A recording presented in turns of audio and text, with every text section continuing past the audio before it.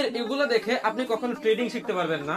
আপনার যদি ট্রেডিংটা শিখতেই হয়, ঠিক আছে, এরকম যদি টেবিল ভর্তি টাকা আপনারও রাখার ইচ্ছা হয়, তাহলে আপনাকে ট্রেডিংটা শিখতে হবে। আর আপনি যদি শিখতে চান, আপনাকে একটা ডিসিপ্লিন ফলো করতে হবে, একটা হার্ড ওয়ার্ক ফলো করতে হবে। লোভ করা যাবে না। এখন আপনি আমার টাকা পয়সা দেখে লোভ করলেন, ভাই এর টাকা পয়সা হয়েছে, আমি কালকে ঢুকবো, $10 ডিপোজিট করব, আর একদিনে আপনার এরকম টেবিল ভর্তি টাকা হয়ে যাবে। মোটেও না। যদি এটা ভাবেন তাহলে খুব শীঘ্রই আপনি মারা খাইবেন।